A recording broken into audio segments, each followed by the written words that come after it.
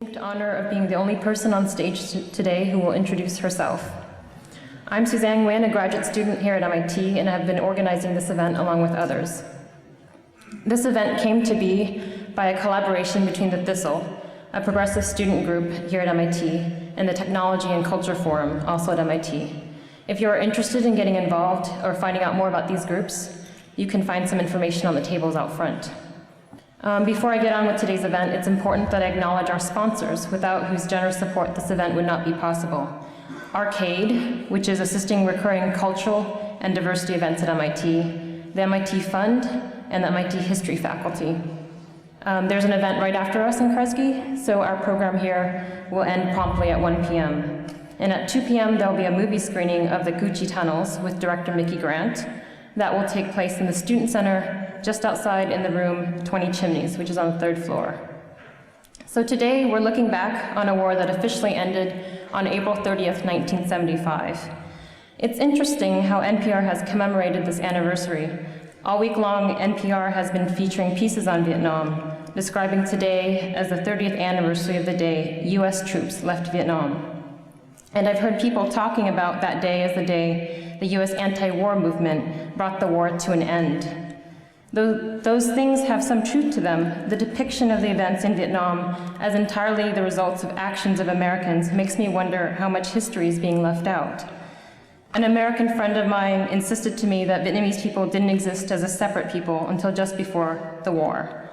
Another told me that Vietnam was just a proxy war fought on behalf of China and Russia. But I know as a Vietnamese that isn't true. I know that Vietnamese people have a recorded history going back at least to 200 BC. And I know that there were Vietnamese people during the war, the American war in Vietnam, people like Ngo Vinh Long, who risked her life defending her village from bombardment from the time she was a teenager. So today we're going to hear about what the US did in Vietnam, which is very important. But we also have a chance to acknowledge that the war in Vietnam was fought by millions of Vietnamese and affected and still affects millions of Vietnamese. 30 years after the official end, there are still high levels of dioxin contamination from Agent Orange and unexploded landmines, both of which claim lives of people, young and old, who do not ascribe to any particular ideology. So I must admit that it's not entirely accurate to call April 30th, 1975, the end of the war, but let's take the opportunity of this anniversary to reflect on it anyway.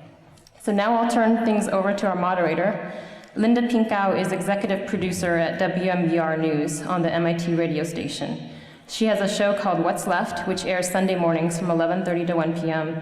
And for the rest of the time here in Kresge, she will be the boss.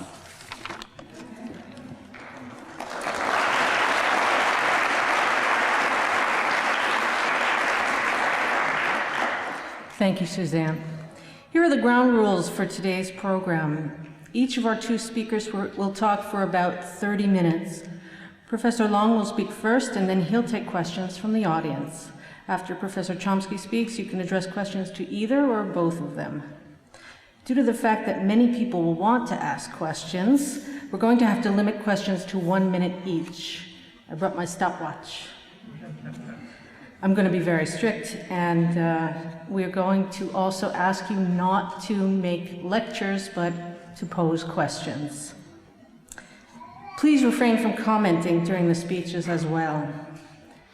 Our first speaker this morning is Professor Ngo Vinh Long. Born in 1944 in the Bac Ninh province near Saigon, Long worked as a map maker for the US military in Vietnam from 1959 until 1962.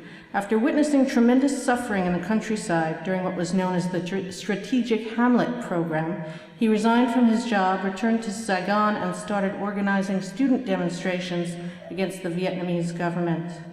In 1963, he was asked to leave the country, and CIA officials assisted him in enrolling in school here in the United States for 7 months. In 1964, he returned to Vietnam and resumed organizing student demonstrations against the government. With his life in danger, Professor Long was accepted to Harvard University with a full scholarship. The South Vietnamese government first refused to let him leave the country, but later relented. After coming to Boston in 1964, Long joined the fledgling anti-war movement here.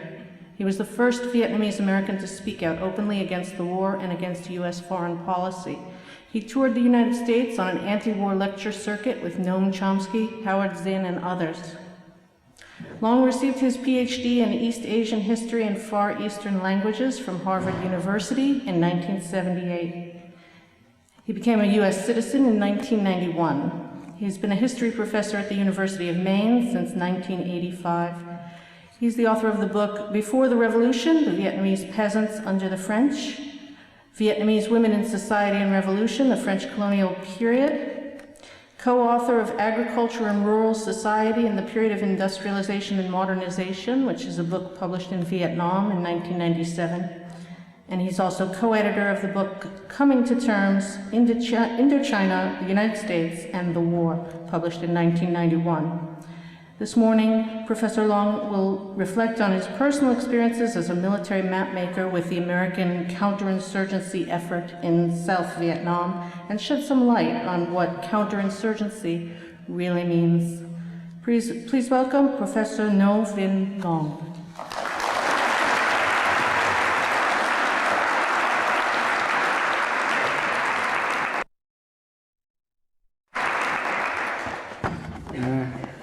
Thank you very much. I would like to thank the sponsors, the organizers of this event, as well as all of you for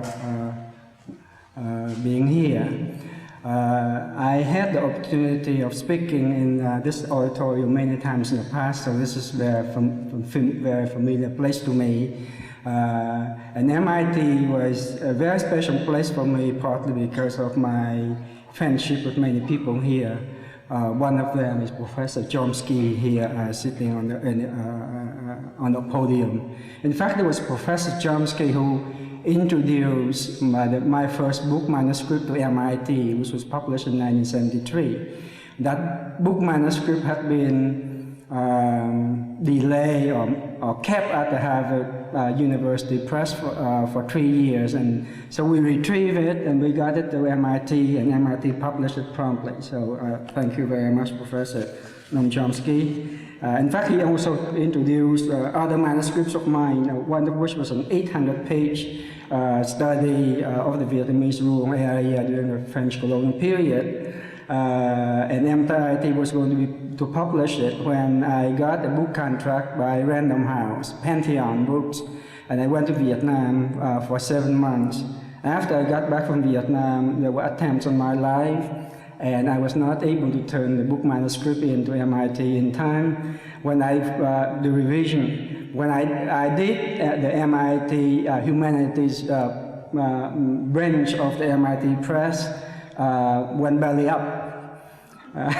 And the same thing happened to my Pantheon books. By the time I finished that book, Pantheon also went belly up.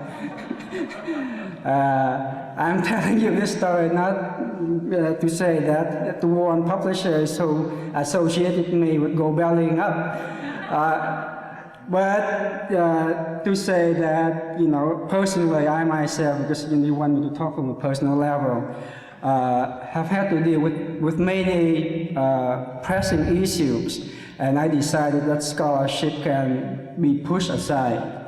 And one of the urgent issues that I've had to deal with in the last 30 years is to confront the incredible rewriting of history, of the history of the Vietnam War on both sides of the Pacific, in Vietnam as well as here in this country. I'm not going to talk about the revision of history in Vietnam, but what I want to say is that, interestingly enough, the official lines in Vietnam and the official lines here in this country converged after the war ended. Particularly the fact that, you know, the United States claimed that the war in Vietnam was created, or the aggression, the communist aggression in Vietnam was started by the communist North, and the communist government in the North was responsible for all the destruction and victory or whatever in the South. And interestingly enough, the regime in the current regime in Vietnam for the last 30 years also want to claim that the lion's share for the victory in Vietnam was because of Northern contribution. And so, you know, when you try to confront the rewriting of history on both sides of the Atlantic, you get fired on both sides, and so you really have to spend a tremendous amount of time dealing with that. Having said that, today I'm only going to talk about part of the rewriting of history here in this country and not deal with Vietnam. The rewriting of history in this country started, you know, on the very day that Saigon fell. And Kissinger went on TV right away saying that, you know, the reason why there was the loss of Vietnam was because, not only because of the peace movement and Congress betraying the American effort, but also because the North Vietnamese got tremendous amount of aid from China and the Soviet Union during the last 2 years after the signing of the Paris Agreement, and that was why the war in Vietnam was lost. And so forth and so on. And now, you see, to the extent that now that, you know, people in power can make any kind of statement they want to say about the Vietnam War. For example, if you remember 2 months ago during the election in Iraq, President Bush stated that, you know, we are going to win in Iraq now because the Iraqi people really love freedom and democracy, not like the South Vietnamese. The South Vietnamese never wanted to fight for freedom and democracy. That's why we lost the war. I don't know how many people remember that kind of statement. It was precisely because of the Vietnamese struggle for freedom and independence and democracy, and that's why the United States lost the war.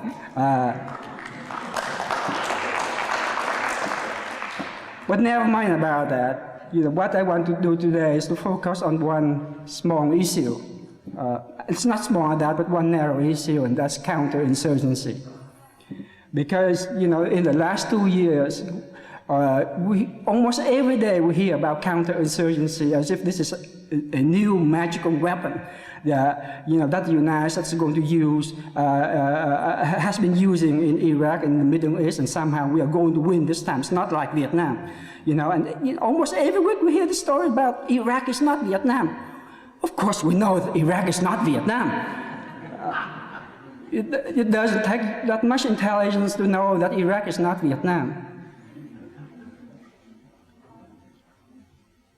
The question is whether American strategies and tactics used in Iraq are the same as those in Vietnam.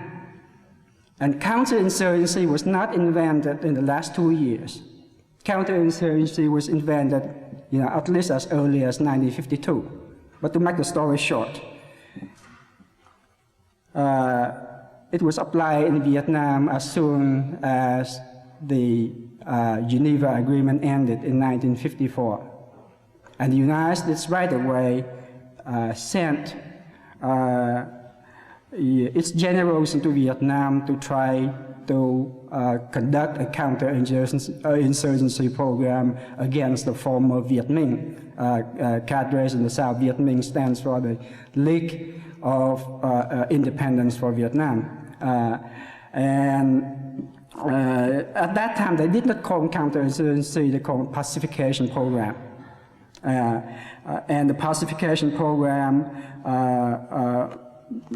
was started in November of 1954. The U.S. Joint Chief of Staff ordered the prompt reassignment of selected personnel and units to maintain, and I quote, the security of the legal government in Saigon and other major population centers and execute regional security operations in each province and perform territorial pacification missions. So how was this territorial pacification mission carried about? Incredible assassination and killing of people at the local level. Of course, I was too young at that time. I didn't know about that, but I did read about that. And in the Saigon newspapers, for example, talk about, you know, how many commoners they kill on a daily basis. So by 1956, the Saigon regime launched, with US aid, tremendous amount of money and weapons, what was known as Phong Trào Tố Cộng, the Communist Denunciation Campaign. The Communist Denunciation Campaign was also the campaign to annihilate the communists. And at that time, they invented a term, Viet Cong. Actually, you see, according to the former director of propaganda in Vietnam, Nguyễn Văn Châu said he coined the word, and the word was Viet Cong. Viet Cong pronounced in Vietnamese, South Vietnamese pronunciation is Viet Cong. Viet Cong also means to annihilate the communists.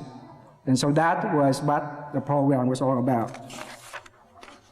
Well, Saigon, in May of 1956, the Saigon government officially announced that 100,000 former Viet Minh cadres in the South had, quote-unquote, rallied to the government or surrender, and tens of thousands had been executed or sent to, quote-unquote, re-education camps, i.e. prisons. In spite of this fact, Hanoi forbade the people in the South to fight back, because Hanoi was counting on the fact that for some reason the United States would allow free and fair elections to be carried out according to the Geneva Accords, so that the country could then be reunified peacefully. The United States, however, stated many times during that period that if free and fair elections were to be carried out under international supervision, then the Viet Minh would win by at least 80% or 90% of the votes. So therefore, you should not allow the free and fair election to come about. And in order to be able to maintain this quote-unquote legal government in the South, you have to kill the communists. And that's later on, by 1959, was known as counterinsurgency, but not by this time. Now, because Hanoi was responsible, in part, for not allowing the people in the South to fight back, tens of thousands of people were killed because the military branch of the Viet Minh had moved north with all their weapons, most of the weapons. The people who remained in the South were political cadres. So for years, in Vietnam, the official line was not to talk about the casualties in the South during the early period of the regime, for fear that people would blame the North for having allowed this to happen. However, by 1995, Hanoi had to admit in a book entitled The Overall Assessment of the War by the Central Command of the Overall Assessment of the War of the Political Bureau of the Vietnamese Communist Party. This is a mouthful. Anyway, the book admitted that about 90% of all political party members in the South had been killed by 1959. In the Mekong Delta alone, 70,000 party cadres had been killed. Over 90,000 other party members and local inhabitants had been arrested, jailed, and tortured. In the central provinces, 40% of all provincial cadres had been killed, 60% of all district cadres, and 70% of all village cadres also had been killed. In some provinces, only 2 to 3 cadres remain. Only in Tri Thien, which means the combined provinces of Quang Tri and Thừa Thiên, did 160 of the former 23,400 cadres survive. This was the extent of the killing at that time. The people in the South was forced to resist. And so in January of 1959, in Hanoi, the 15th plenum of the Communist of the party in Hanoi met, and out of that came the resolution allowing the Southern population to use force to defend themselves, with the added emphasis that only when absolutely necessary. That was the emphasis. So the people in the South, of course, regarded that the situation was absolutely necessary for them to fight back. And so they took up arms and began to fight back. And many districts in the southern part of Vietnam, in the Mekong Delta, were liberated during this point. In the United States, Senator Kennedy was running for campaigning for the presidency, and his military advisor was General Maxwell D. Taylor. Maxwell D. Taylor was a strong advocate of counterinsurgency, and he believed that the United States should enhance what was known as a special forces capability to deal with counterinsurgency everywhere in the world. He published a book entitled The Uncertain Trumpet in 1959, which Kennedy used as his foreign policy platform. And Taylor argued that the United States should place that the United States had placed too much emphasis on nuclear deterrence, and as a result, the communists were exploiting American weaknesses everywhere, especially in the Third World. So the United States should develop counterinsurgency capability, which is also known as limited war capability, to fight against the insurgents. And insurgency was also known as domestic aggression. Why am I telling you this story? I'm telling you this story because, you see, General Maxwell Taylor was chief of the army, and there was a tough war between the army and the Navy and the Air Force. Because, you see, massive deterrence as a policy meant that the United States were putting in a lot of money in the Navy, into the Air Force, so that they could have this delivery capability for nuclear weapons and so on and so on. That left the Army out. And as far as the Army was concerned, you see, after you have a war, then what's the role of the Army? Come in and clean up the mess? No, sir, we want an active part in this thing too. And so the tough war in Vietnam became a real war. The tough war in the United States became a real war in Vietnam. When Kennedy became president, he adopted counterinsurgency as a policy. And he began to send massive number of so-called advisors to Vietnam. Most of the advisors were special forces people. Now, I also happen to, at this point, to be employed by one of the branches of this counterinsurgency. And I was a very young man. I was 16. I didn't know anything about this, you know, and what I wanted to do was to be able to travel around the country. And at that time, you know, you could not travel around the country. I mean, there was kind of like an internal how is it?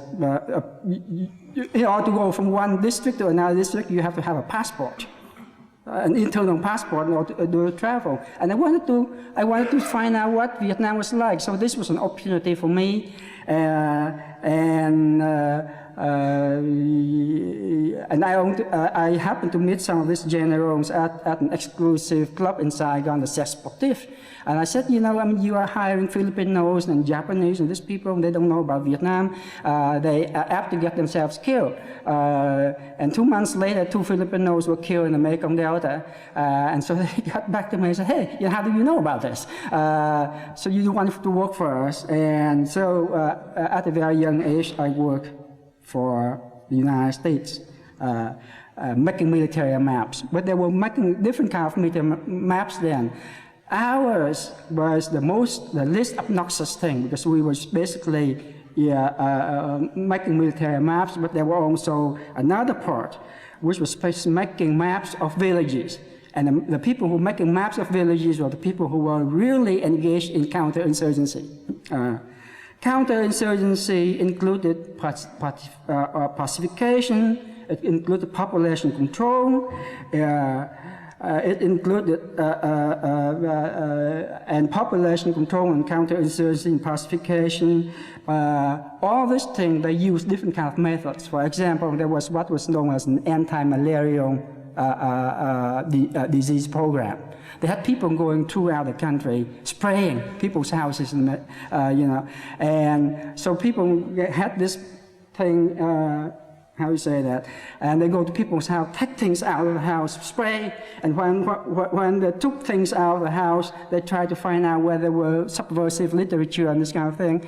And then a week or 2 later, you know, those people who were considered suspect were carted off. And I found out very quickly that this is what happened. As soon as an anti-malarial team goes to a village, then a couple of weeks later, people were arrested and killed. And then, of course, they had doctors and engineers and agricultural experts and civic teams of all kinds going through the villages. And you would think that they were doing nice things. A lot of the time, they were carrying out this pacification program of counterinsurgency. And then when the suffering was too much and people started to fight back, they decided that you have to control the population. So they began what was known as the Quy Khu Quy Up, which means areas, big areas where they put people, you know, in, they try to separate the bad apples from the good apples, so to speak. And that failed. So, so they started, you know, what was known as the agroville, and you know, again, agroville is a French word, means agricultural city or something like that, when you mass a lot of villages together and control them. Excuse me. And that failed, and then, you know, by 1961, they started what was known as a strategic hamlet. And the strategic hamlet typically had 100 families in each, with stockade, barbed wire fences, spike moats and around, soldiers guarding the 4 corners of the strategic hamlet. People were not allowed to leave the hamlet after a certain time in the evening, and was not, before a certain time in the evening, was not allowed to come back a certain time in the afternoon.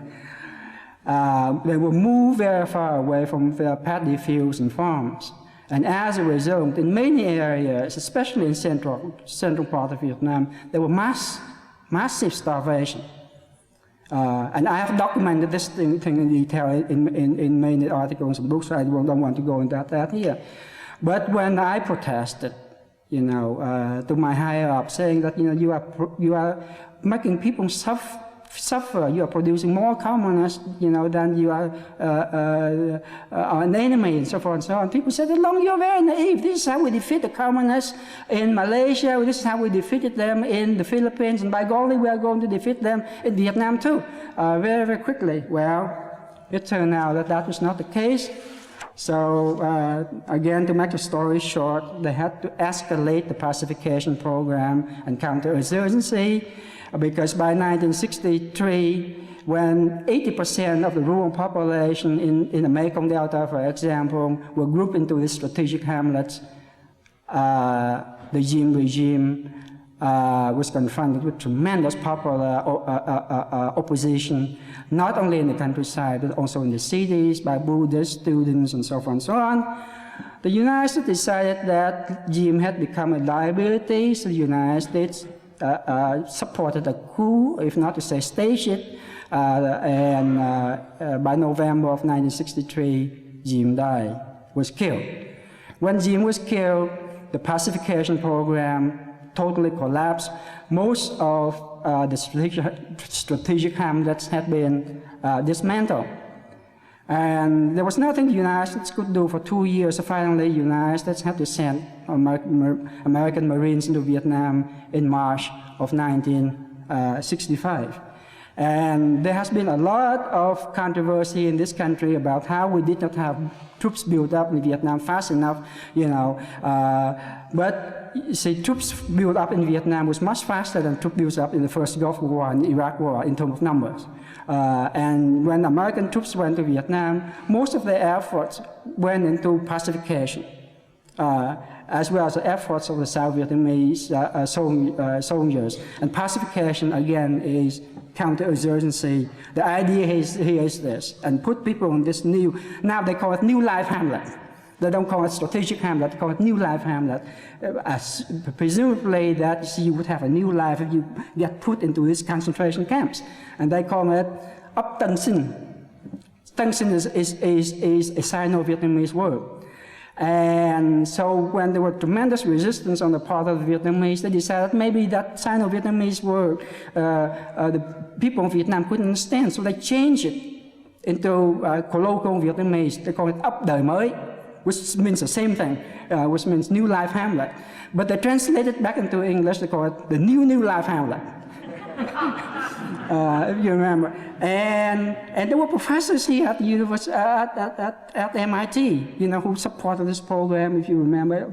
Professor Chomsky talked about this, you know, and professor at Harvard too. One of my professors at Harvard was Sam Huntington, you know, supported this pacification program and all that kind of thing. But anyway, I wouldn't talk about it later. Again, to make the story short, by 1972, this massive counterinsurgency program, from 1965 to 1972, this massive counterinsurgency program was directed basically against the civilian population in Vietnam. Or as an American general said it, you know, by golly, you know, if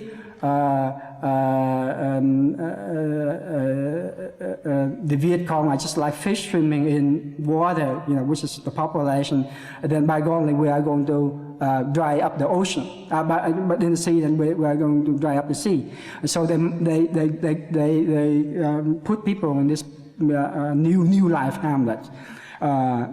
And made refugees out of millions of people. By 1972, according to official US sources, about 12 million people out of a total population of 18 million people had been made refugees.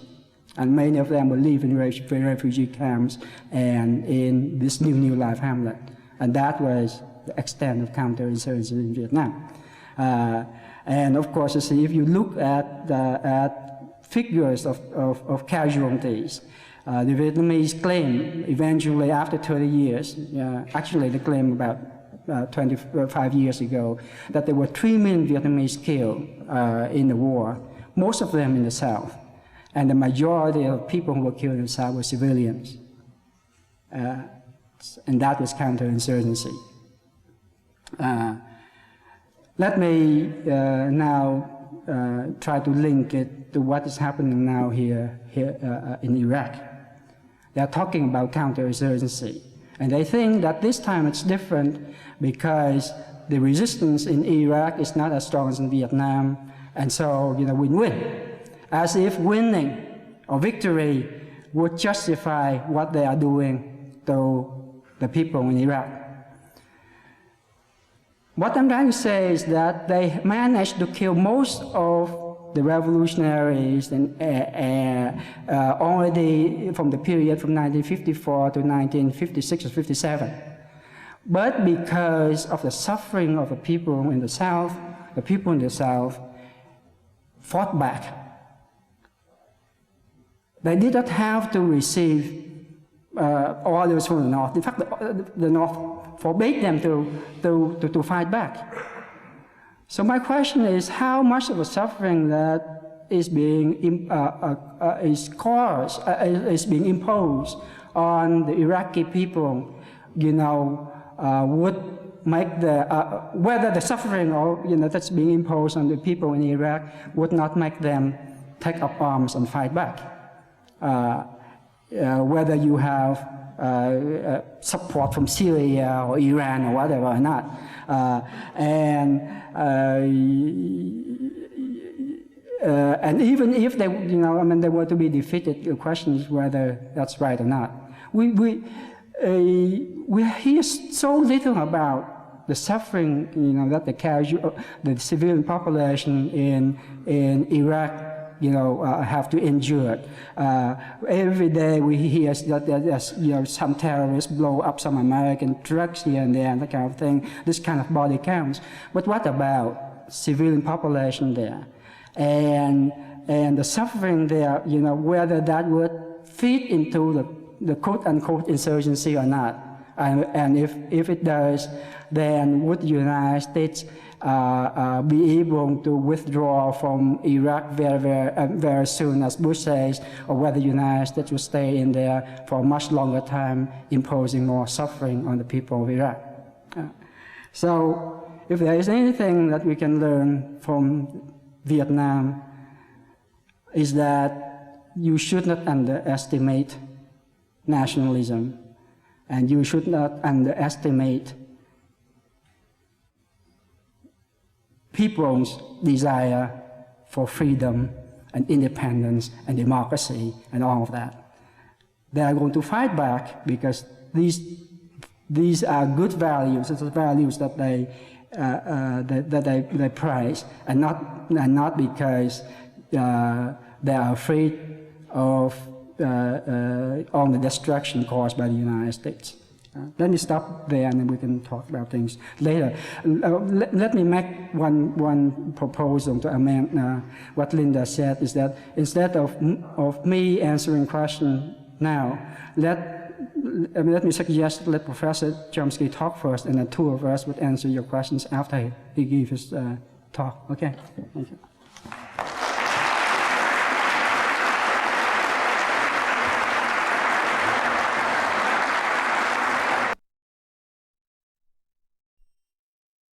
Of course, as we all know, Professor Chomsky has written about a wide variety of other topics as well.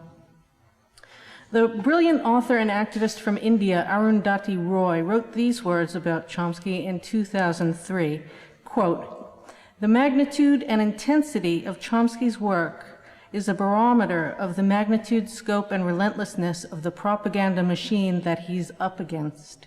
He's like the wood borer who lives inside the third rack of my bookshelf. Day and night, I hear his jaws crunching through the wood, grinding it to a fine dust. It's as though he disagrees with the literature and wants to destroy the very structure on which it rests. I call him Chomsky." Please welcome Professor Noam Chomsky.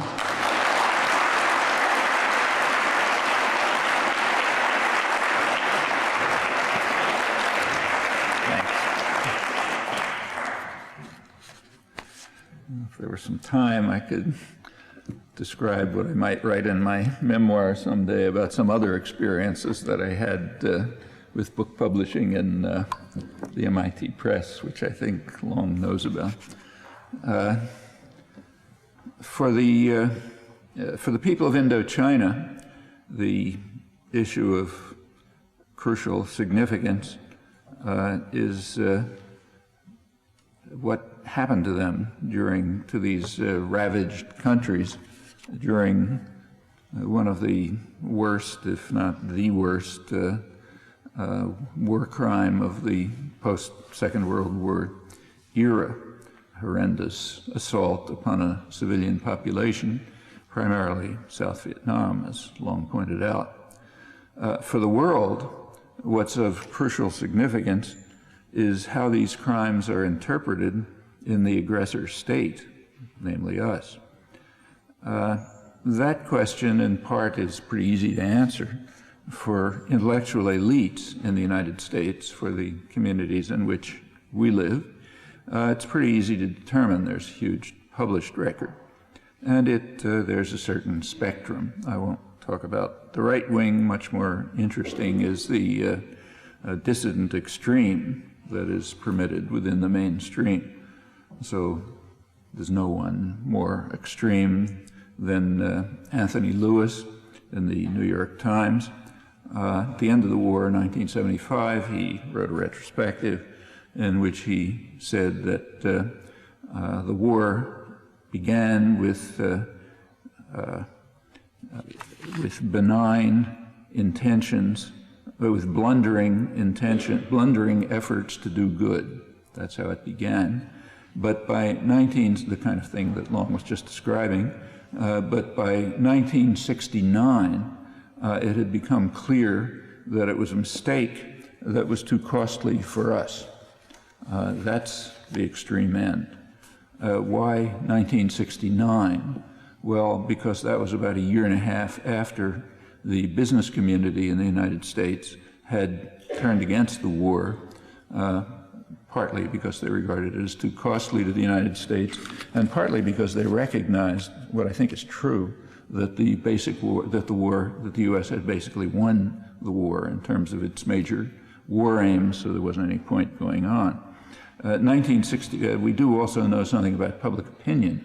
So, for example, in 1969, when the extreme dissident end was able to conceive that the blundering efforts to do good may have become too costly to us, in 1969, about 70% of the population of the United States regarded the war as, the words of the polls, not a mistake, but fundamentally wrong and immoral.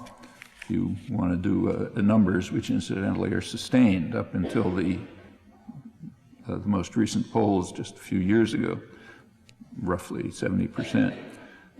You might do a research project to see if any words like that, fundamentally wrong and immoral, not a mistake, appear anywhere within anything like mainstream literature, press, scholarship, virtually anything.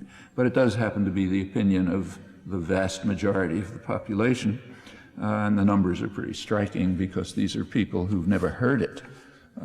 Those results are never reported. Presumably everyone thinks I'm the only crazy person who thinks this. And it's important that results not be reported so that people will feel isolated and helpless and so on.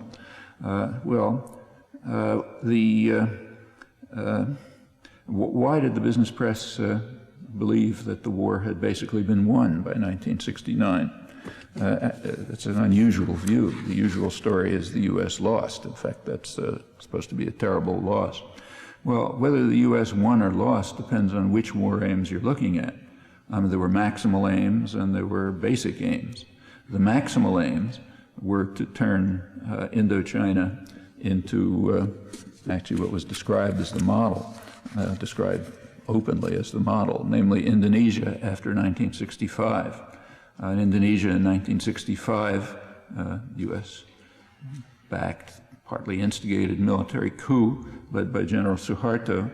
It killed about maybe 1 million people, mostly landless peasants, wiped out the only mass-based political party in the country, instituted a regime of torture and oppression and violence. It was called by the CIA one of the worst mass murders of the 20th century. They compared it to Hitler and Stalin. It wasn't concealed here. The New York Times described it as a staggering bloodbath, which was a gleaming light in Asia because the independent, the main party of the poor was totally wiped out and the country was opened up to Western exploitation. So that was the model. And it's true that the United States did not succeed in imposing that model on Indochina. So in that respect, it was a failure, and the U.S. lost the war, couldn't create an Indonesia. On the other hand, if you look at the major war aims, that wasn't what it was at all. This is incidentally a case where Vietnam is quite different from Iraq. In Vietnam, the U.S. had no particular interest in maintaining control over Vietnam, quite unlike Iraq. the goal in Vietnam, the basic war aim in Vietnam was to destroy the country, and for good, rational reasons, which they explained in places like Harvard and MIT. The problem was that they were concerned that an independent Vietnam might undertake a course of development that would become a kind of a model that others in the region would want to follow.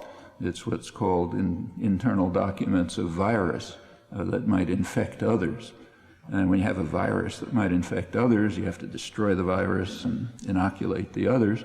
And that what was done, the virus was destroyed, never going to be a model to anybody, and the potential victims were inoculated, like in Indonesia with the staggering mass slaughter that was a gleaming light in Asia, and the same in surrounding countries, Marcos in the Philippines and so on.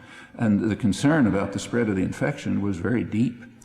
So George Kennan, for example, was afraid that, when he was one of the top planners, that infection in Indonesia might spread throughout all of South Asia, even threatening the U.S. position in the Middle East, a crucial area where the world's energy is.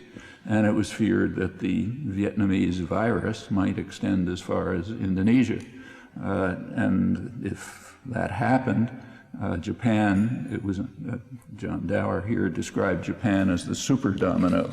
Japan might have to accommodate to the Asian mainland, becoming its industrial and technological center in an independent area, and that would in effect recreate what Japan was trying to achieve during World War II. They called the co-prosperity sphere, which would mean that the United States would have lost the Second World War. And the United States government was not prepared in the late 1940s to lose the Second World War. And Vietnam, as John F. Kennedy put it, was the keystone in the arch. I mean, if that one fell, as it was called, that is, moved towards independence, the rot would spread, the virus would infect others, and you could have, it could turn out to be terrible. Kennan, incidentally, had no objection to restoring to Japan what he called its empire toward the south, that is, its co-prosperity sphere, and the United States, in fact, did that, but this time it was under U.S. control, so it was okay. That's why Kennan supported reconstructing the Japanese world order, but of course under U.S. control. And Vietnam was regarded as a keystone of the arch for that. Well, by 1968, it was pretty clear to anyone with eyes open that Vietnam would be lucky to survive. It wasn't going to be a model for anyone. The virus was destroyed. The region had been inoculated. So the war became, as McGeorge Bundy later said, former Harvard dean who was national security advisor for Kennedy, he said after 1965, with the mass slaughter, staggering mass slaughter in Indonesia, he said the U.S. war in Indochina became excessive. In other words, costing us too much. So it was kind of like a bad tactical decision to keep going after basic war aims had been won. That's the core of the issue, I think, and that's why business turned against the war by 1968, and a year or two later, at the extreme dissident left of intellectual opinion, you were allowed to call the war a mistake that began with blundering efforts to do good. Well, the idea that's in the heads of the population that it was fundamentally wrong and immoral and not a mistake, that has to be driven from their minds, clearly. And there have been huge efforts to do that ever since, with kind of mixed effects. The polls remain more or less the same. On the other hand, there has been an effect. So, for example, knowledge of the war is extraordinary in the United States. There was actually there's only been one major academic study, as far as I know, of what people believe about the war, and it's mind-boggling. A couple of years ago, they found that people were asked to give an estimate of the number of Vietnamese who died during the war, and the mean estimate was 100,000, which is about 5% of the official U.S. figure and probably 2 or 3% of the actual figure. The authors of the study point out that it's as if you took a poll in Germany and asked people how many Jews died in the Holocaust, and the mean judgment was 300,000, in which case we'd think that there's a slight problem in Germany. But here, it's kept from us. We're not supposed to think about it. The results are even worse because it turns out that this poll was taken in a leading northeastern university, which is pretty politically active for the general population, might be even crazier. Right before the November election last year, I happened to be away and, trying to find out what was going on in the world and in a hotel, so I turned on television, something I usually try to avoid. But I got an interesting program. There was a program, I think it was on CNN or something, an hour-long serious discussion led by the chief media critic of the Washington Post, Howard Kurtz, with lots of deep thinkers. And the program was called America's Vietnam Obsession. And it was about the strange obsession of the United States with Vietnam after all these years. What they were talking about is, did Kerry deserve the bronze medal and all that kind of stuff. Well, what the program demonstrated is that America's Vietnam obsession, at least among liberal elite opinion, is zero.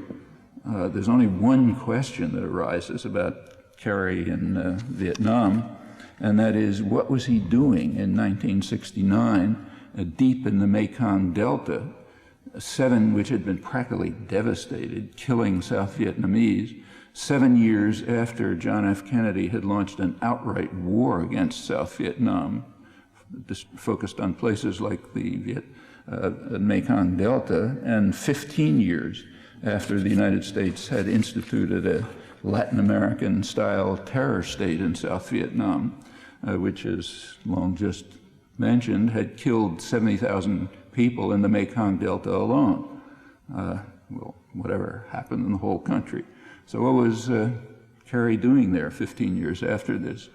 Right in the midst, in 1969, which incidentally happened to be the peak period of U.S. atrocities in South Vietnam. That was the post-Tet Accelerated Pacification Campaign, which was carrying out extraordinary atrocities, of which one became famous, My Lai, which became famous because you could blame it on poor, uneducated, half-crazed GIs in the field who didn't know who was shooting at them next, and did commit an atrocity.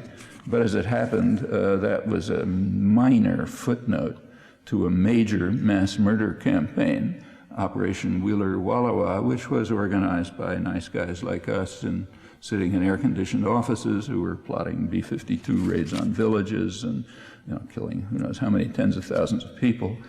So therefore, they're immune because they're our kind. But My Lai was those guys, so you're allowed to be angry about it. In fact, there was a Quaker clinic in Quang Ngai province working right where My Lai was. They knew about the atrocity immediately, but they didn't even bother reporting it because it was happening every day. Okay, what's the big deal? Here's just another one. Those are the real stories, but not the ones we know. Anyway, that's the question. Those are the kind of questions that would arise if there was even concern, let alone obsession, about what actually happened in Vietnam among liberal intellectual elites, but there isn't. The 1962, when Kennedy escalated from a Latin American-style terror state, which had killed who knows how many tens of thousands of people, escalated to an outright war. 1962 was the year when the U.S. Air Force, when Kennedy sent the U.S. Air Force to start bombing South Vietnam, authorized the use of napalm, initiated the use of chemical warfare to destroy food crops so as to drive the population into the concentration camps, which had been given various names, ultimately many millions of them. The story was that they had to be protected behind barbed wire from the South Vietnamese resistance, which they were willingly supporting. And there was no controversy over the fact that they were willingly supporting them. That was understood. It was recognized on all sides. You look at the internal documents and so on, they agreed that it was a political war against a military war. The South Vietnamese had political strength and the U.S. had military strength, so therefore the U.S. naturally shifted the war to the arena in which they could prevail, military strength, which is why the atrocities took place. The South Vietnamese who were the victims of the war were labeled aggressors, or as some put it, Adlai Stevenson, a liberal hero, Kennedy's ambassador to the UN, called it internal aggression. Interesting new concept. It was an assault from within, according to John F. Kennedy. And the terminology made some sense. The technical definition of aggression in U.S. Army manuals included as one type of aggression political warfare. That's one type of aggression. So yes, they were indeed the aggressors in their own country, and we were defending ourselves by slaughtering them. And the U.S. was entirely aware of this. So Kennedy's ambassador in South Vietnam, Henry Cabot Lodge, was cabling back that the generals are all we've got. We've lost everybody else. But there's a problem with the generals. He said, they have not been able to construct an efficient police state like Hitler's Germany. So therefore we've got some problems. We've got to get over this and let them do it. Well, return to the reshaping of history. After the war, when you have to start reconstructing it the right way in people's minds, we get to say President Carter, 1977, who gave his view of the war. This again is at the kind of liberal extreme. He said, we owe Vietnam no debt because the destruction was mutual. You want to see how mutual it was, take a walk in Plains, Georgia, and the Mekong Delta, and you'll see. What was interesting about that comment is that it received no reaction. Nobody was appalled. Yeah, okay. Destruction was mutual, so we don't owe them any debt. By the time you get to Bush #1, there's a much harder line. There is a debt. It's theirs. They're the ones who are guilty. The destruction was not mutual. It took place here in Texas. But he said, we're nice guys, so in his words, we seek only answers without the threat of retribution for the past. In other words, we're willing to forget all the crimes that you committed against us, and we only seek answers because we're such nice guys. Now, what are the answers? Well, the answers are to the one moral issue that remains after destroying South Vietnam, namely the missing in action, who were somehow shot down over Iowa, by some strange way. But as long as that gets answers, everything's fine. We don't need any answers about the millions of corpses in South Vietnam or about the hundreds of thousands of victims of chemical warfare, which we have recently learned, though it doesn't get reported, was at about twice the intensity of what was reported during the war, and according to U.S. analysts, left about 2.1 million victims. We don't have to need answers for the deformed fetuses in Saigon hospitals, and the people who are still dying, including people who born years after the chemical warfare officially stopped, but are still contracting serious diseases, cancer, mutilation, and so on. But we don't have to ask about that. And in fact, it almost never gets reported. Actually, sometimes it does, to be fair. There was an article in the science section of the New York Times a couple of years ago that suggested it's really not a good idea to ignore this. We should study it. And the reason we should study it is it's an unusually good experimental situation because we have a control group. It's only South Vietnam that was subjected to this particular war crime, not North Vietnam, but they have the same genes. So we can study the effects of incredibly high concentrations of dioxin, one of the worst carcinogens known. We can study the effects of this on humans by comparing the North Vietnamese and the South Vietnamese, and maybe we could learn something from that that would be useful for us. So really it might be a good idea to look for answers.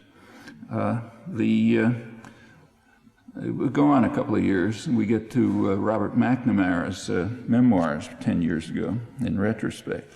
The reaction to the book was, I won't talk about the book, but the reaction to it was extremely interesting. The Hawks condemned McNamara for treachery. The Doves applauded him because they were vindicated.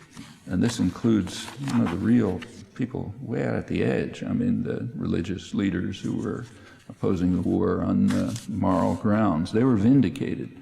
Why? Because McNamara issued an apology, which is true. He issued an apology to Americans, not the Vietnamese, not a word about that. He issued an apology to Americans for not telling them early enough that the war was probably going to be too costly to Americans. So the Doves are vindicated. Well, you know, tells you something. In McNamara's retrospect, he does, it's mostly U.S. government sources, but he quotes one outside expert. That's a good choice. It's Bernard Fall, who incidentally was an extreme hawk, but an unusual, and a military historian and a Vietnamese specialist, and knew a lot about the country, and in fact was killed there. So it was a good choice. He was unusual among Vietnamese specialists in that he actually cared about the people, even though he was a super hawk. McNamara quotes him. He says that in 1965 is when the official war started. You know, the U.S. started bombing North Vietnam and sent troops to the south.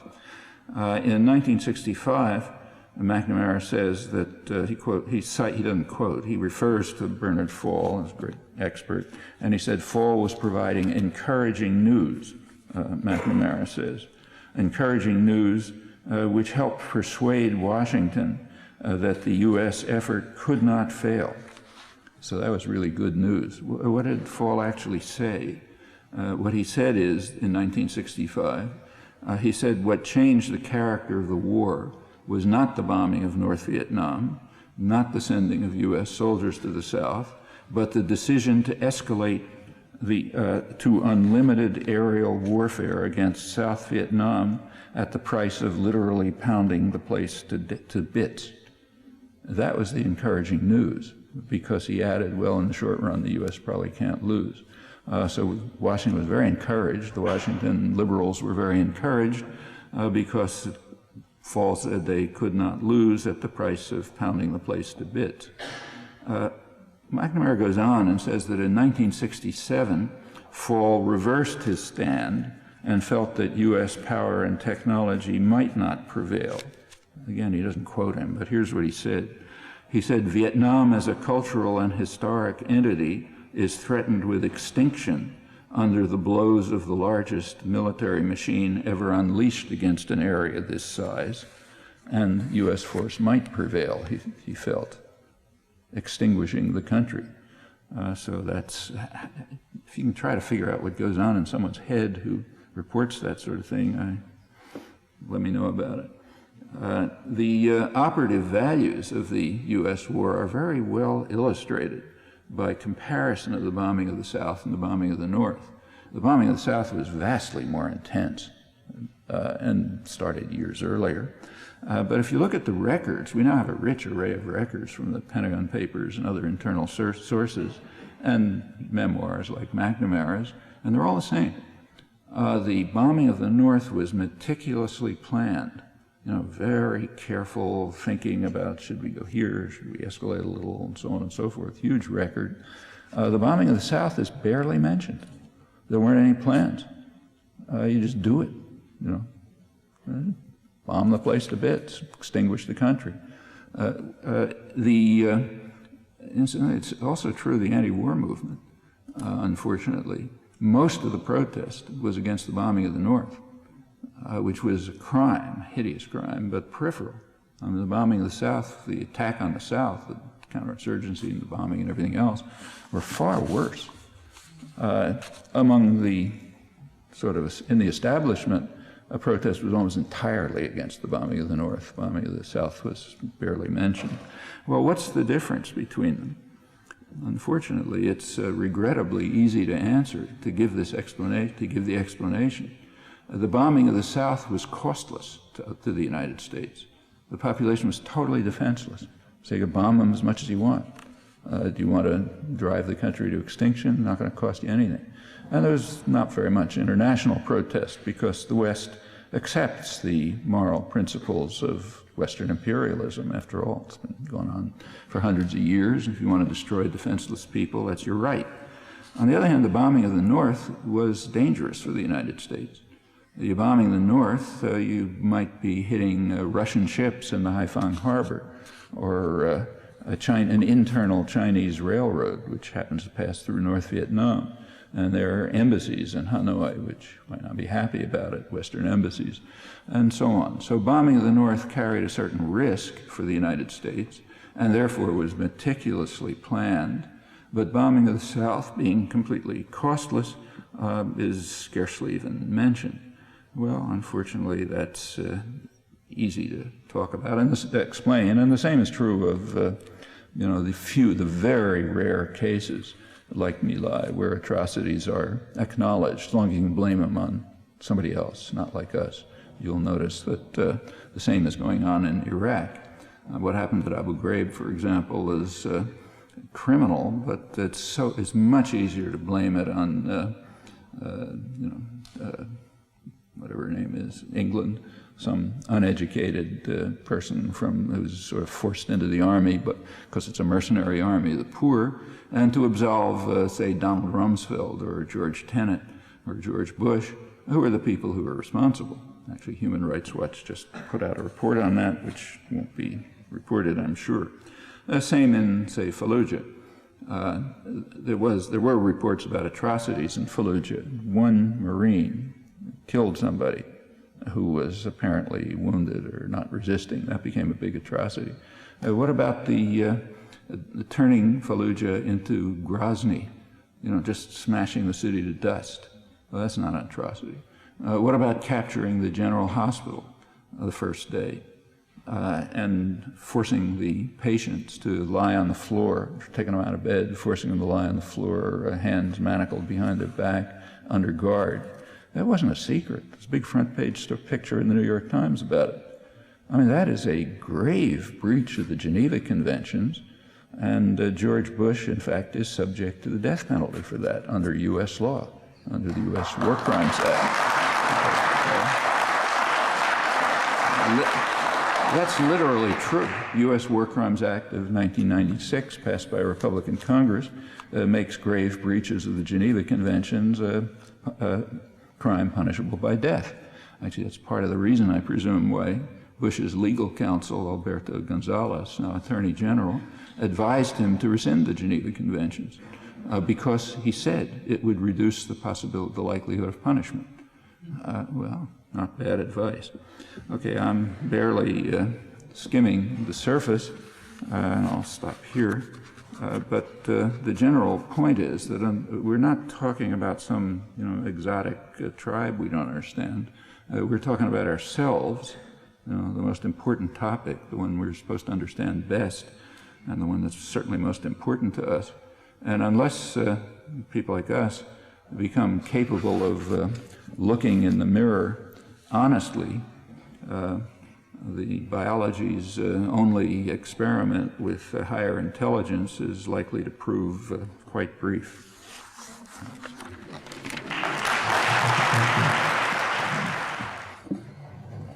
Would you be willing to take a position, Professor Chomsky, on a parallel between the development of fascism through the disenfranchisement of the middle class in Germany between 1890 and 1930, and a similar disenfranchisement that seems to be going on in the middle class of the United States, and the development of the seeds of fascism within the United States of America today? I really don't think it's a useful comparison. For one thing, it's worth remembering that Germany prior to World War World War I set off a wave of manufactured anti-German hysteria in the United States. Like the Boston Symphony couldn't play Beethoven, things like that. But prior to World War I, before the mass hysteria organized by the Wilson administration, Germany was regarded as the model democracy. You look at American political science literature, and they regarded Germany literally as the model to follow for democracy. You know, efficient bureaucracy, voting, big social democratic party, huge, way beyond anything, any other country, strong left movement. It was the model democracy. The Weimar Republic, in between the wars, up until 1933, was again, horrible conditions, but a pretty well-functioning democracy. Hitler came along, of course that changed, but Hitler didn't disenfranchise the middle class. In fact, Hitler was probably the most popular leader in German history up until things started to go wrong, partly because he was carrying out what was called a social revolution that was improving the economy, giving people things, and so on. There are comparisons to be made, but I really don't think that's the one. In the United States also, I don't really think it's correct to talk about the middle class being disenfranchised. The entire population is being disenfranchised outside of a very narrow elite. Could go on with this, but the last elections were pretty striking. I mean, almost no voters had any idea what the stand of the candidates was on issues. Not because they're stupid, but because the elections are designed so as to prevent people from knowing. Elections, after all, are run here now by the same guys who sell you toothpaste and lifestyle drugs on television. You look at an ad on television, you don't expect to be informed. You expect to be deluded. That's the point of those hundreds of billions of dollars. And when they sell candidates, it's the same thing. They're projecting imagery that's supposed to delude people, but the last thing they want people to pay attention to is the issues.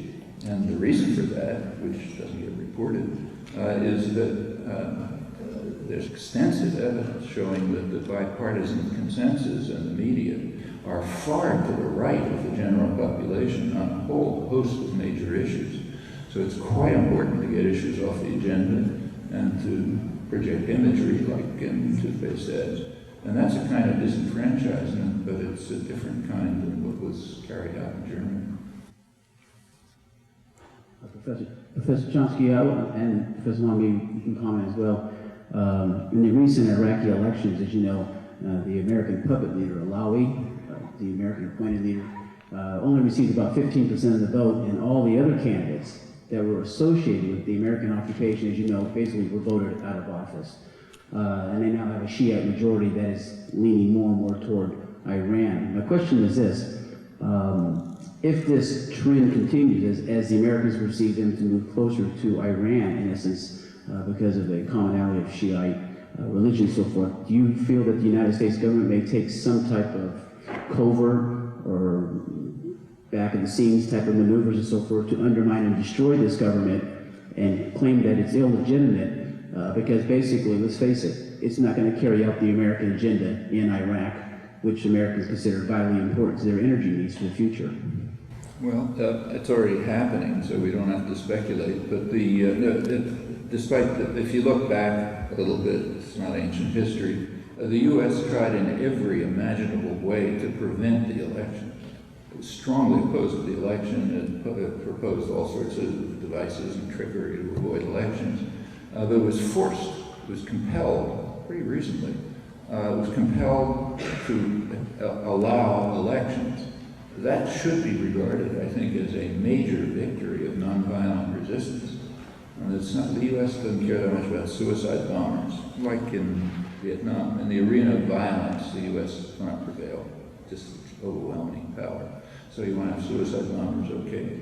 But the mass nonviolent resistance, for which al-Sistani was kind of a symbol, that was so strong, huge demonstrations, this and that the U.S. had to agree to elections.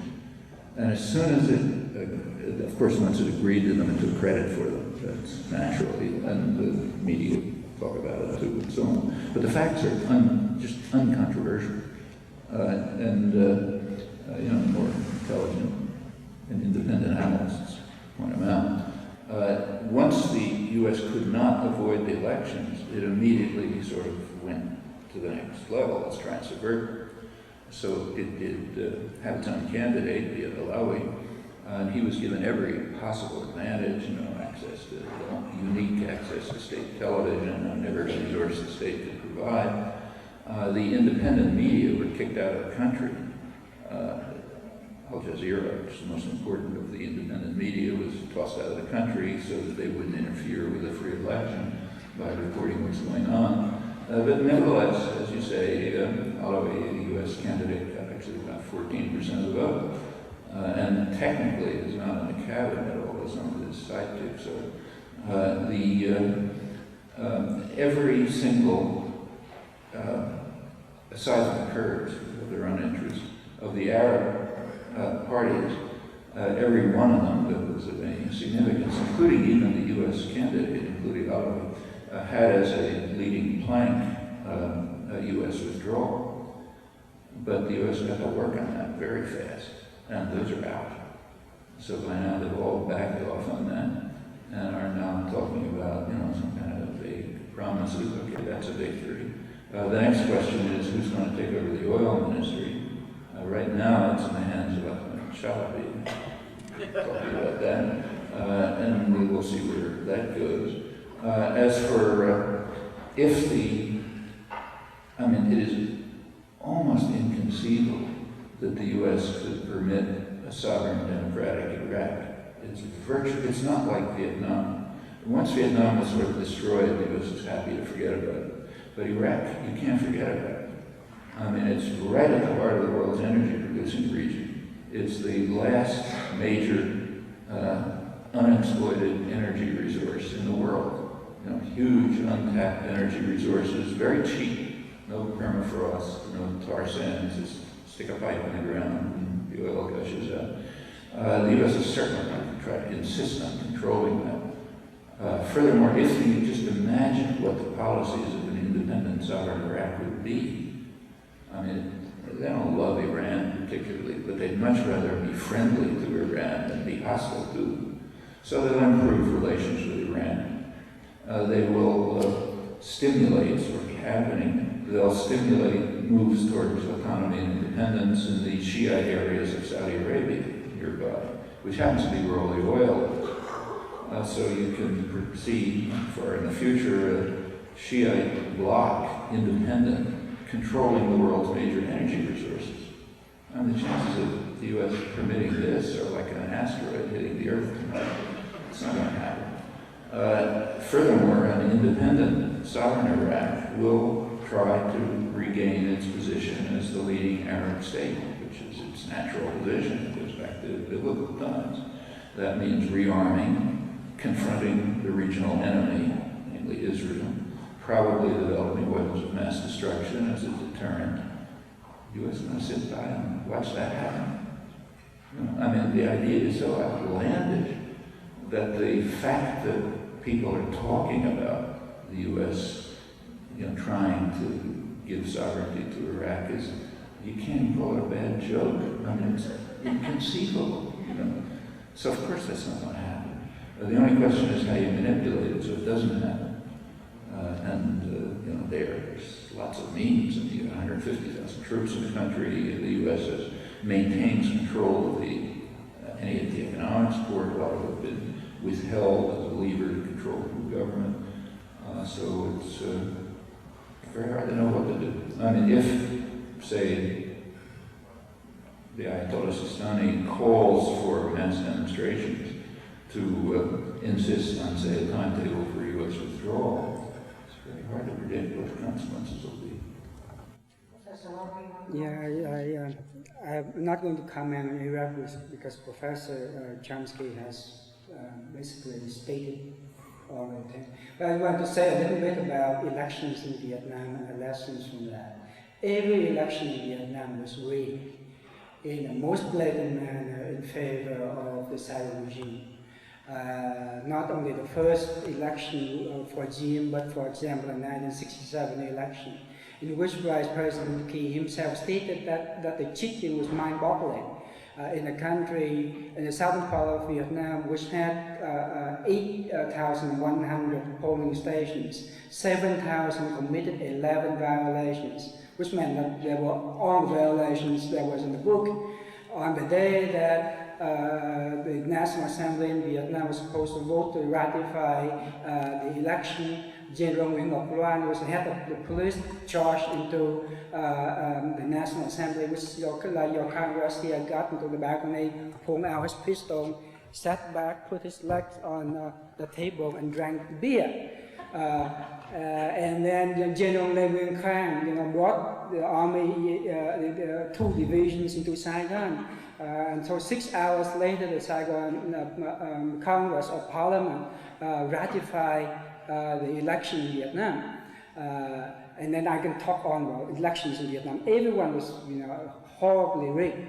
But the point here is this: the point of the election is not for Vietnamese consumption; it's for American consumption. To show that there is now democracy in Vietnam, and the new democratic regime is asking the United States to stay in Vietnam and escalate its effort. And then when the United States fails, just organize another rigged election. But once you have legitimized a corrupt Saigon regime, for example, or a regime in Iraq, then you have to stick with it. The United States stuck with Ngo Vinh Long for 9 years until he could not be propped up, so he had to be gotten rid of. Then the United States stuck up with Thieu for 9 more years. The United States never had any exit strategy from Vietnam. And the United States is not going to have any exit strategy from Iraq either, because Iraq, as Professor Chomsky pointed out, is much more important than Vietnam. Vietnam was to provide a lesson for people elsewhere, especially other countries in Southeast Asia, not to get into their heads that revolutions pay.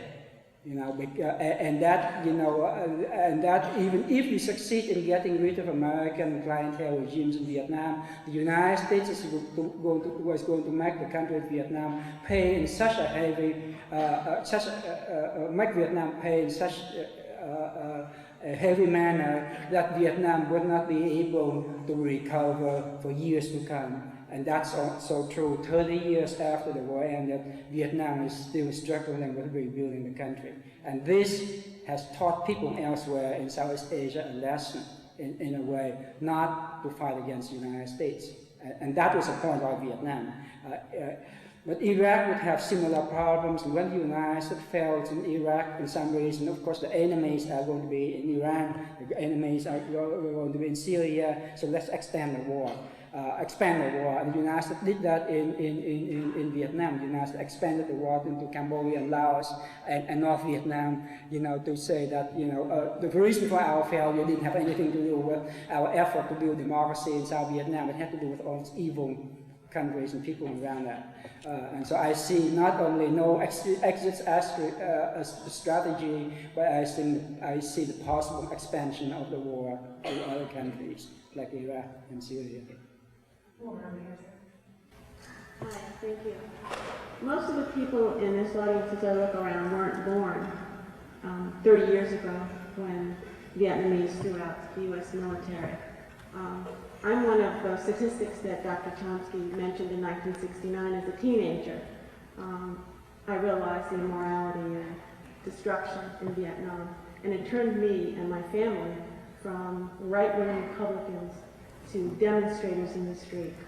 I also had the privilege of listening to L. Paul Bremer at my alma mater, Clark University, a couple of weeks ago, in which 750 Clark University students, I would say probably 98%, were not happy that he was there at the tune of $40,000, which he was paid for about an hour and a half worth of discussion. And most of them walked out chanting, refund, refund. I have a two-part question. One, what websites, what newsletters, what ways that people can be informed? And I know this is the tough one, is how come we don't see 100,000 U.S. citizens in the street, 500,000 U.S. citizens in the street in Boston, demonstrating, saying, out now, in Iraq. Well, see, I think people are comparing Iraq and Vietnam at the wrong stages. How many people did you see demonstrating in the streets in Boston in 1962 when the U.S. escalated from mass murder and a terror state to outright invasion? Well, I can tell you the answer to that: zero. I mean, in those days, I was giving talks in churches where there might be 4 people. I mean, the minister, the organizer, one who walked in off the street and somebody wanted to kill you. And that went on for years. I mean, the first major public demonstration in Boston was in October 1965 at the Boston Common. I was supposed to be one of the speakers. Nobody could speak because the place was attacked by thousands of counter-demonstrators, most of them students coming from, organized at universities. In fact, the only reason we weren't killed was because there were a lot of state police around, like we were saying, but didn't want to see somebody killed on the Boston Common. That was October 1965. That was long after the time when the U.S. had escalated the war against South Vietnam at the price of pounding the place to bits. Okay, it was years after the U.S. war. In fact, by the time demonstrations began seriously, like '67, that's when Bernard Fall was worrying that Vietnam as a historical and cultural entity might become extinct under the attack of the worst, greatest military machine that had ever been launched. There was very limited protest against the Vietnam War. And when protests finally did develop by 67, 68, 69, it was mostly focused on the bombing of the North. On the bombing of the destruction of the South was almost unknown. I mean, and let's compare that with Iraq. I mean, Iraq is the first time in the history of the West, Europe and the United States, when there was mass opposition to a war before it was even launched. Not 8 years later. What's going on in Iraq is awful in all sorts of ways, but it is not the kind of thing that's going to elicit demonstrations. It's kind of like South Vietnam in 1957 or something like that. It's complex. I mean, there is a crucial difference. What Long said about the Vietnamese elections is absolutely correct. But the Iraqi elections were different. Paul Bremer tried to stop them. He's the one who was in charge of trying to avoid elections. And they were compelled to accept them by mass popular opposition. Actually, what took place was not really an election. It was more like a census. So the Kurds voted for the Kurdish candidate, and the Shiites overwhelmingly voted for the candidate that the Ayatollah al-Sistani told them to vote for, a Shiite candidate, and the Sunnis mostly didn't vote. So it was kind of a census. But nevertheless, it was forced on the occupying forces. And now the question is, can they force on the occupying forces their own agenda? In this kind of situation, we should be doing something. But what we should be doing, in my opinion, is compelling the U.S. government to accept the will of the Iraqis as indeed expressed in their own electoral candidates, and to prevent the U.S. from doing what Bremer was trying to do. I'm sure he didn't talk about this at Clark, but the main thing that he did was to impose a totally illegal, completely illegal, in fact criminal, set of regulations, again, violations of the Geneva Conventions, which opened up the Iraqi economy to almost total takeover by U.S. corporations. And right now the U.S. is trying to compel the new government to accept those. And there's a lot of opposition to it in Iraq, and we ought to be taking a stand on that. We should be taking a stand on trying to get the opinion of the vast majority of the American population into the public arena on this for 2 years now.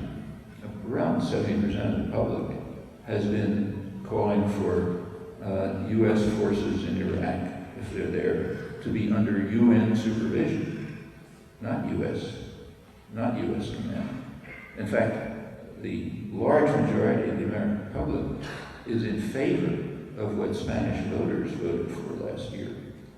And remember, Spain last year, it's kind of not reported accurately, but they actually voted for, the Spanish voters, was not to withdraw troops, but to keep troops there only under UN authorization and command, which happened to be the position of about 70% of Americans. And they voted out the government who would do that.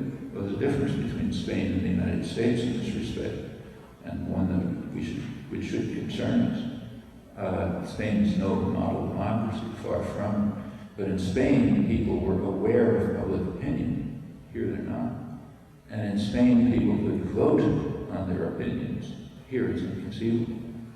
Neither political party would ever dream of mentioning that, and the media wouldn't mention it. Those are serious problems here. And those problems have to be overcome. But I think the position of the large majority of the American population is not unreasonable. They are correct, I think, in thinking that an international organization, UN's, one around, and that would mean the General Assembly, which has authority and the U.S. doesn't have veto, has some reflection of third world voices. That should be in charge of the reconstruction, political transition, and security in Iraq until Iraqis don't take it over. That's a sensible position, but for that, mass popular demonstrations are not really the right technique. I'd like to endorse Professor Chomsky's statement on the peace movement in this country. It was 20 years after the U.S. involvement in Vietnam that only a small number of Americans knew anything about Vietnam.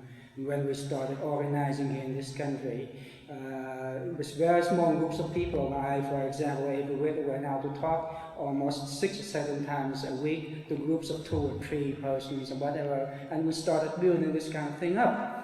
But we should not pat ourselves on the back for that, because basically what happened by 67, 68 was there were a tremendous number of American soldiers died in Vietnam.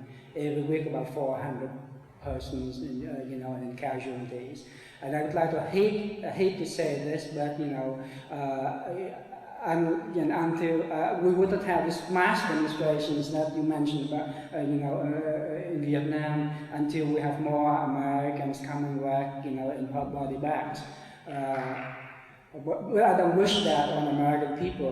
But what I want to, and another thing I want to endorse Professor Chomsky, is that the American people have learned something about the Vietnam War.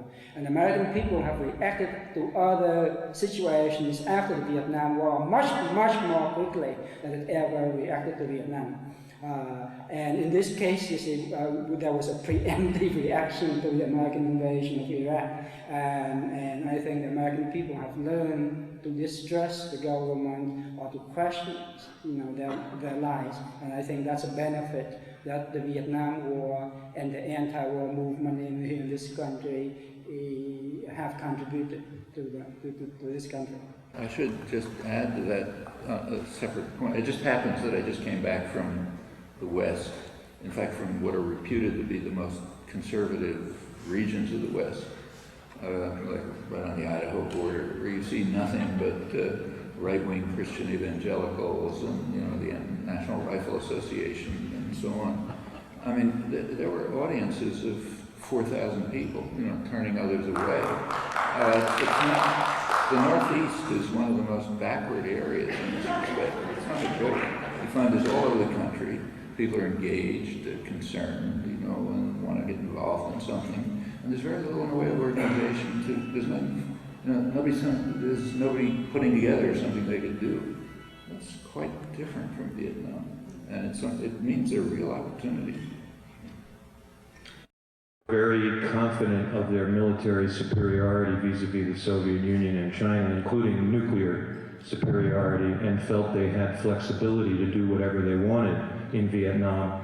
I'm paraphrasing, but that therefore this is, for example, why they abrogated the Geneva Accords, why they felt they could just ignore the Accords, the plan to have elections in '56, and then things that happened later. One other interesting comment that he made was that he believed that Kennedy resisted, although he was authorizing counterinsurgency warfare, that Kennedy was not inclined to a more massive covert military intervention, that he authorized back-channel communications through Averell Harriman to the Vietnamese, which in fact Averell Harriman refused to carry out, and that there was resistance from the national security establishment and the military to Kennedy's stance, and they were pushing for a stronger military intervention, and that this same tension in fact existed to some degree in the first months after Johnson came into the White House. Interested in your comments on these theses, and finally, if either of you would care to elaborate on what Noah was speaking about in terms of how the victory that I hope we're celebrating today has played out over the intervening years in Vietnam. Let me comment on the first thing. The second question, I don't know the details of these exchanges, but to me that's not relevant because you see whether Kennedy's people withheld information from Myanmar, did not carry out certain orders. That's in a way, I mean, may justify Kennedy, but we would never know what.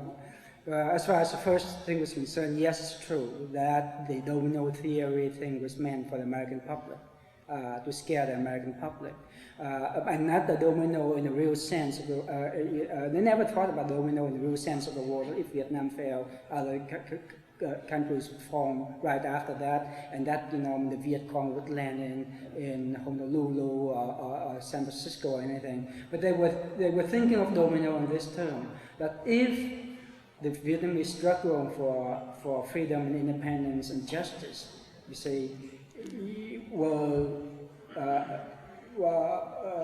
to be easier, then that you don't make them pay a very high price for that. Then it may get into the heads of people elsewhere in Southeast Asia that revolutions pay. And that, you see, you can make social changes and you can demand justice, not only for your own people, but also for the region. In effect, an effort of decolonization and confronting American imperialism in that area. And I don't think the United States would ever allow that. So, I'd just like to add to that it's been known for 40 years that there are two versions of the domino theory. There's a public version, which is, Ho Chi Minh's going to get into a canoe and come to San Francisco and rape your grandmother. That's the public version. And that, of course, was everybody always regarded as ridiculous, internal. That's for the public. On the other hand, there's an internal version of the domino theory, which has never been questioned, and is still not questioned. And the reason is because it's true. The internal, the other version is what Long just pointed out. And this just runs right through the whole post-war history, and it has sources way back through the history of Western imperialism. If there is successful independent development somewhere, it might appeal to people nearby who are suffering from the same problems. And therefore you got to kill the virus at its source and inoculate the region from infection. That version of the domino theory is correct, and that's why it has never been questioned never. Nothing in the internal record questioned. And in fact, it continues to go on over and over, hasn't it? Not particularly Vietnam. So take Cuba. I mean, Kennedy in general, I'll come to the second question in a minute, but he was a super hawk. Not only in Vietnam, where he was one of the most hawkish members of the administration, but also in Cuba. And we know the reasons, because we have a rich internal documentary record. Actually, the reasons were pointed out right away before, just as he was coming in by his Latin American advisor, Arthur Schlesinger, supposedly way on the left. He led the Latin American mission, which informed Kennedy that what he said is the threat, if Cuba is the threat of the Castro idea of taking matters into your own hands, which might appeal to other people in the region who are suffering from similar problems similar to those of the horribly oppressed Cuban population in this, what had been an American colony. And if that idea spreads, well, the dominoes start falling, and we can't accept that. Now, that version of domino theory has never been questioned, and there's a good reason, because it's correct. In fact, it's the core principle of intervention. Actually, the truth of the matter is that even the Cold War itself falls into that pattern. You go back to the concerns of Woodrow Wilson and Lloyd George and others at the time of the Bolshevik Revolution. What they were concerned with was that this was a third world country, huge country, but a deeply impoverished peasant society, basically a colony of Western Europe. And they were much concerned that independent, successful development in Russia might infect others. They were even concerned that it would affect Britain and the United States. And that's the reason for the immediate intervention. Kill the virus. Russia's a different scale than Grenada. Grenada you can get rid of in a weekend. Russia may take 70 years, but that and threatening nuclear war and so on and so forth. But those are issues of scale. The principles are the same. As for Kennedy being, look, of course Kennedy was carrying, like every president is always carrying out any number of back-channel efforts to see if there's some other way out of things. It'd be insane if he didn't. But we have a very rich record of the Kennedy administration. Actually, I wrote a book about it a few years ago. We ran through the whole documentary record. Kennedy was at the hawkish end of the administration. Without exception, he insisted, he wanted withdrawal, but so did they all. Nobody wanted to stay there. It was unpopular at home, it's crazy and so on. But every single case, it's always withdrawal after victory. Okay, so after we can ensure that our client regime can control South Vietnam, fine, then we'll withdraw. It's not like Iraq where you can stay. And it's kind of striking to look at the memoirs. I mean, there were memoirs, like Arthur Schlesinger, wrote 1,000 days. I mean, virtually a diary of every day of what happened, very close to Kennedy. Theodore Sorensen wrote a memoir. Roger Hilsman wrote a memoir. Take a look at all those memoirs. There's not a hint about any plan for withdrawal, unless after victory. After the Tet Offensive, when the war became unpopular in the business world among elites, they all rewrote their memoirs. And in the new memoirs that come afterwards, it turns out Kennedy was a dud. He was secretly trying this, that, and the other thing. There's no particle of evidence for it in the record. All the people who are later represented as duds, like Mike Mansfield, were complete hawks at the time. Just take a look back at the record. The whole story was rewritten after the Tet Offensive. And by now there's a kind of an illusion being concocted that somehow Kennedy was this secret dove who was trying to do all kinds of great things. And then this vulgar Texan, Lyndon Johnson, came in and screwed it all up. Kennedy remembers one of us. He's one of the liberal intellectuals, the kind of guys who walk around Harvard Square. So he couldn't have been doing bad things. And I think that's the source of this imagery that's being concocted. But take a look at the record. It's very rich, not just in Vietnam, elsewhere as well. I mean, take, say, Colombia, worst human rights record in the hemisphere for decades. Where's it come from?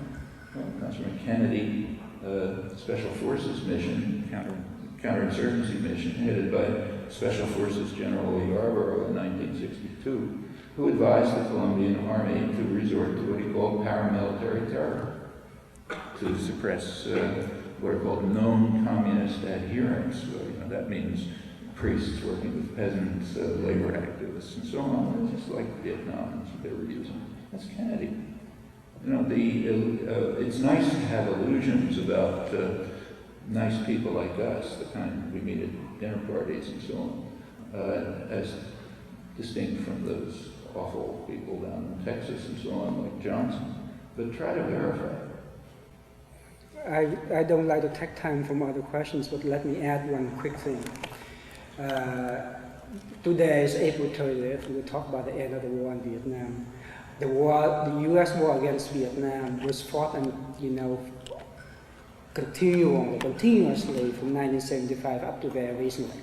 And now the United States thinks that it has forced the Vietnamese political elite to comply by its demands and so on and so on. So it's okay to have relations with Vietnam for other reasons.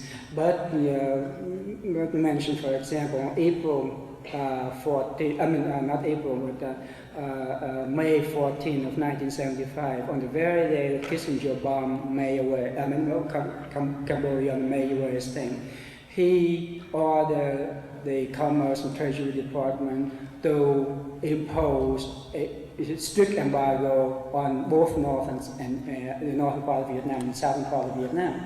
Even though 1 week before that, Prime Minister Pham Van Dong of Vietnam sent the United States a letter saying that that they wanted to have 2 independent countries in Vietnam, for foreseeable future, neutral South Vietnam and North Vietnam, and Vietnam sent 2 delegations to the UN, for the same reason, applying to the UN. The U.S. ambassador to the UN blocked that, and then he wrote, later on his memoir that was one way of continuing the war against Vietnam in other ways, and they wanted to force Vietnam to become one single country under communists, so that they could use that to justify whatever policies they have in Southeast Asia and so on and so on. So what I'm trying to say is that domino theory thing lasted long, many years after the end of the Vietnam, quote-unquote, end of the Vietnam War. And now that see that the dominoes are safe now, quote-unquote. Unfortunately, we have to end at 1 p.m. and then we got 3 minutes up. So we'll take one last question, but please keep it very brief. Professor Chomsky, I just want to take you back to the beginning of your talk. You talk about your 1967 book about responsibility of intellectual. I just want to ask you that other people have followed up to talk about this topic. Edward Said talked about responsibility of intellectual in his BBC RIF lecture. And he pointed out speaking truth to power. And I think reading subsequently, you kind of give a qualification that it is a waste of time speaking truth to power. I would just want you to comment on your difference between Siad and this topic. In addition to that, I would like, embedded in your assumptions in the responsibility of intellectual, you said that in democratic society, there is much less constraint for the intellectual class to expose lies that government do in the name of the nation, the population, and so on. Is this unique to United States?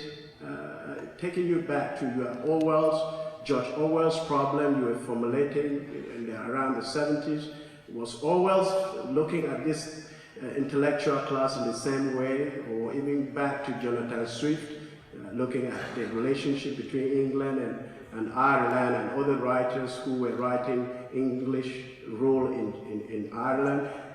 Is there some evolution as we have been moving and culminating seeing in the Iraq war, where this fact constraint is changing over time, and intellectual can actually be more responsible and answer your question?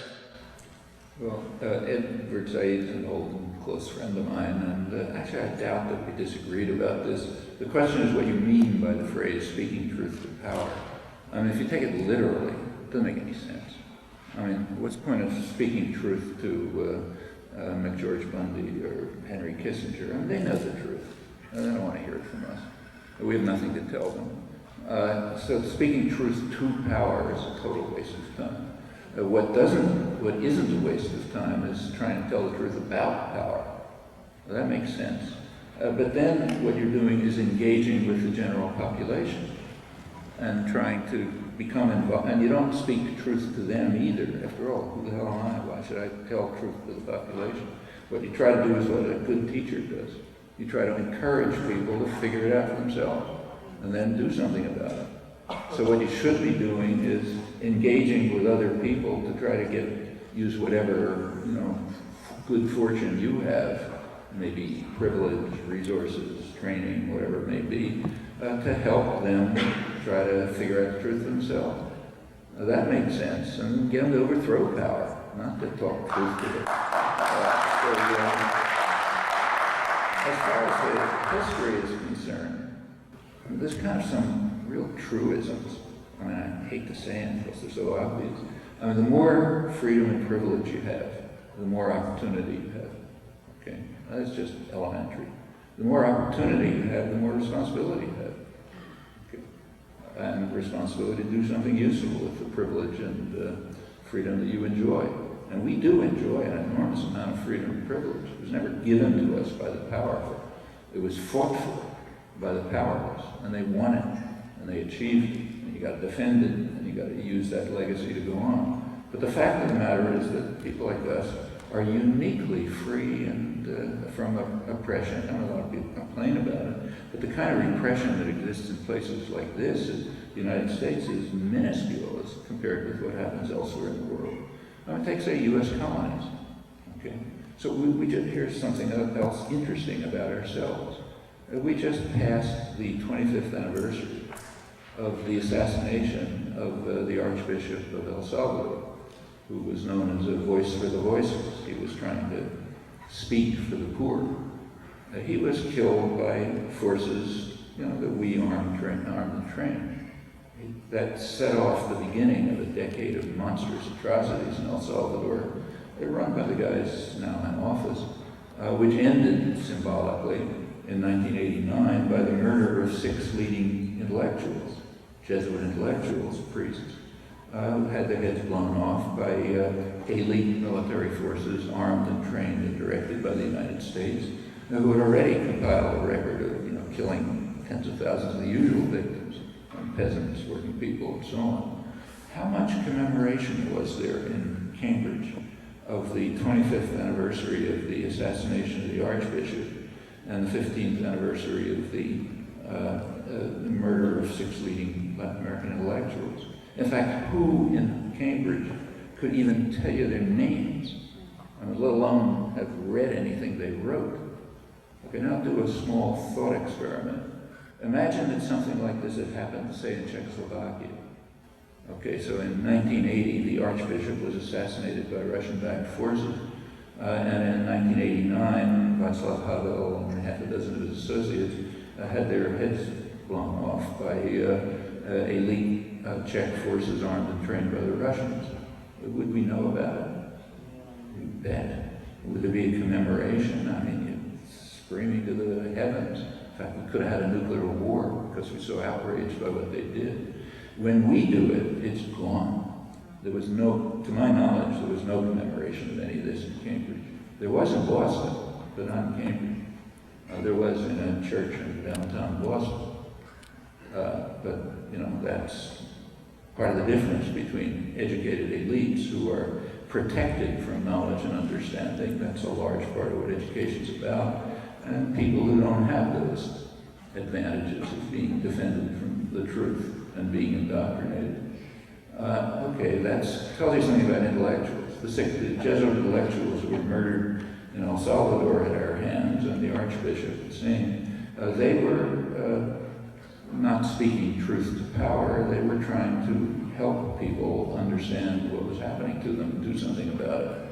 So they got their heads blown off. It's not going to happen to us. And the same is true in quite a few other countries in the world, where intellectuals do not simply serve power and support violence and terror, but actually protest against it. Sometimes very gravely, facing real serious repression, assassination, for example, or torture in prisons. The fact that we don't do it is just criminal. But to answer your other question, there's nothing new about that. I mean, the history of intellectuals is written by intellectuals, almost by definition. So therefore, it sounds pretty. Like if we had a history of taxi drivers written by taxi drivers, that would sound pretty too. But you have to ask yourself, can we believe the history of themselves written by intellectuals? Well, in order to answer that question, you have to look at the facts. And it turns out the facts are quite different. Overwhelmingly, intellectuals have been servants of power. There's always some kind of fringe of difference. And that goes back as far as you want, and furthermore, we all know it. We may not notice it, but we all know it. So go back to the... Pardon? What about Dr. King and Malcolm X? Yeah, who were on the fringe and were killed. Okay? But I'm sorry, we could probably go on and on, but unfortunately the program is on a tight schedule. Perhaps there will be time to talk later. Let's have a